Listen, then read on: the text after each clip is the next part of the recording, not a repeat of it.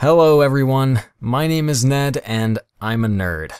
Okay, I know that's not funny, but I'm about to tell you a story that still puts a knot in my stomach to this day, so just give me this, okay? When I say I'm a nerd, what I actually mean is that I'm really good with computers, and not just your regular confident user either. I've been writing code since I was 13, and after 4 years, I've gotten pretty good at it. Too good, actually. Before all this went down, I'd been working on a little project that wasn't exactly legal. It was a program that allows you to hack other people's phones. I didn't really plan on using it against anyone, I just love a good challenge. And if this challenge would allow me to mess with some popular kids' phones, then that's just a nice bonus. I finished this program about a month ago and decided to give it a test run in detention. Hey, I said I was a nerd, not a goody two-shoes. There were only 4 other students in the classroom. The teacher was gone for the most part, so I felt pretty safe trying my new program. I sat at the back of the room and turned on my laptop. I'm not going to bore you with the details of how it worked exactly, plus I'm a little concerned that I'd get in trouble for revealing the principles of, well, let's just call it what it is, my illegal spying program, but it was a success.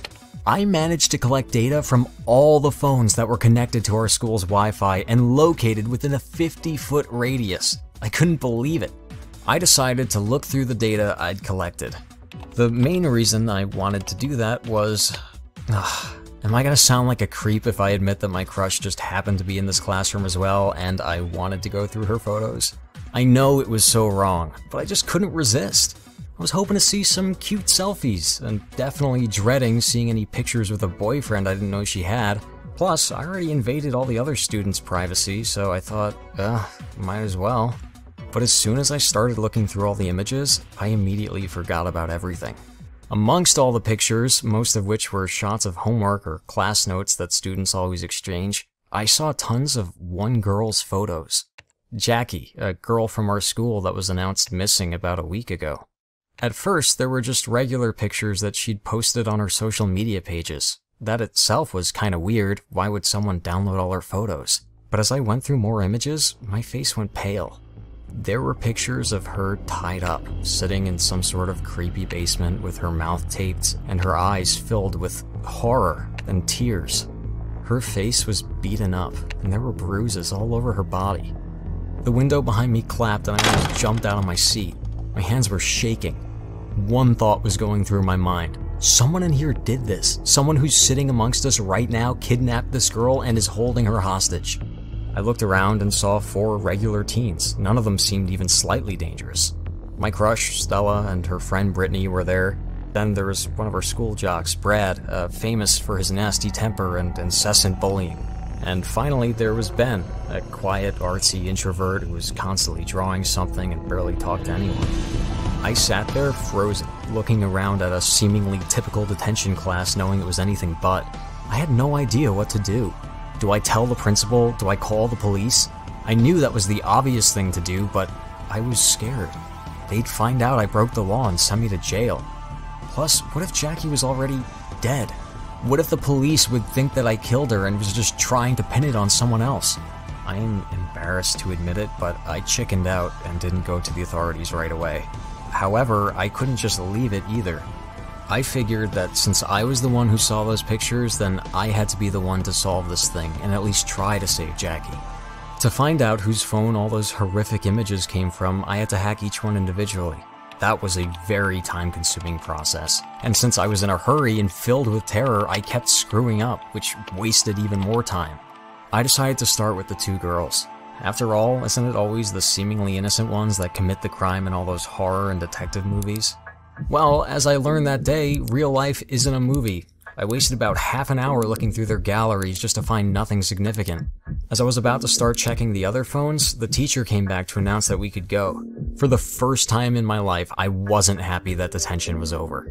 I didn't manage to check the guys' phones. I quickly glanced over and saw Ben and Brad getting their stuff and leaving. Jock Boy Brad was the first one to jump to his feet. Our eyes met, and he gave me a weird look. It lasted for just a second, but I was so hyped up at that moment that this alone seemed suspicious to me. I didn't have much time to think of a game plan since he was about to leave, so I decided to improvise. I jumped up and rushed over to Brad. Hey, I'm sorry about Jackie. I forced myself to talk. I saw you guys together. Were you friends? What the? He gave me a stunned look. Why are you even talking to me? I just wanted to give my condolences. I tried to sound sincere, but my voice was shaking. As I was trying to justify my prying, Ben pushed past us and left the classroom. I barely noticed him. Look, you little creep. Brad pushed me up against the wall. I don't know what you're talking about, but it's in your best interest to stay away from me. Got it? I nodded. He let me go and stormed out of the classroom. I stood there for a while, not knowing what to do. At this point, I was almost sure that Brad was the kidnapper, but I couldn't really prove it without getting myself in trouble. And if I was going to, I needed to be 100% sure. But sneaking on Brad seemed way too dangerous, so I decided to follow Ben instead. If I could hack into his phone and check for sure that it wasn't him, then I'd know for a fact that Brad was responsible for Jackie's disappearance. I rushed out of the classroom and caught up with Ben. He was walking quickly out of the school. I followed him at a safe distance all the way to his house. His neighborhood wasn't the nicest, but the house seemed clean and homey enough. There was a garden outside, and I could see lacy curtains hanging on the windows. I hid in the bushes and turned on my computer. I needed to catch Ben's Wi-Fi hotspot and locate his phone. It was taking a lot of time. After a while, I finally got in. His phone was clean. A little bit too clean, to be honest. There were no pictures, no texts, nothing. I shrugged, thinking to myself, well, the kid is weird, but that's hardly a crime. So it was confirmed. Brad was the one with Jackie's photos on his phone. He kidnapped her. I was just about to turn my laptop off when I noticed there was another phone in Ben's house. That wasn't really suspicious. I mean, it'd be weird if you lived alone, but I decided to check that one too, just in case. I successfully hacked this cell phone as well, and froze in front of my laptop. It was filled with photos of Jackie. Not the ones I got from the class data, but really personal ones. Tons of selfies from different angles, her cat, her friends. It seemed as if it was Jackie's phone, I whispered to myself. The idea that Jackie may be inside that house freaked me out so much that I didn't really care anymore if I got in trouble. I called the police and told them that I knew that my classmate had abducted a girl and was holding her in his basement right now. I gave them the address and waited for them to arrive. After I hung up, I saw Ben come out of the house. He was taking out the trash. I was barely breathing, hiding in the bushes about 10 feet away. He threw the bag into the garbage can and started walking back when, all of a sudden, my phone started ringing. Talk about the worst possible moment for my mom to call. I immediately muted it, but it was too late. Ben had noticed me. I jumped up and ran away as fast as I could. All I remember after that was being hit on the back of the head and blacking out.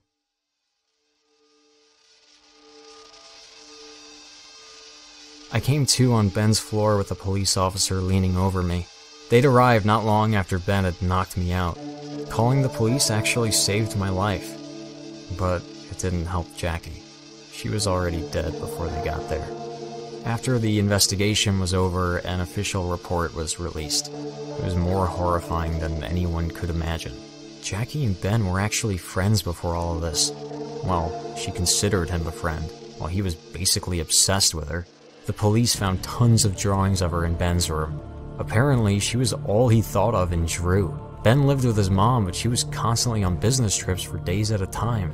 During her most recent trip, Ben invited Jackie over to study for an exam. When he made a move on her, she didn't respond well and wanted to leave. What happened after that is too grim to describe, and poor Jackie lost her life after several days of living in a nightmare. When the police asked me how I'd found out who was behind Jackie's disappearance, I just said that Ben acted really weird whenever Jackie was mentioned, and it got me suspicious. They bought it, and I got away with my own crime, I guess. I decided to delete the program anyway, even though it did help reveal the monster that was hiding amongst us. The story of Ben's obsession that started with an innocent crush weirdly reminded me of myself. Remember, I invaded several people's privacy in hopes of getting access to some personal pictures of the girl I really liked. If I was ready to break the law like that, what else could I be capable of? I can't allow myself to become such an obsessed freak. That's why I'm gonna focus on writing codes for video games and never use my skills to stalk other people ever again.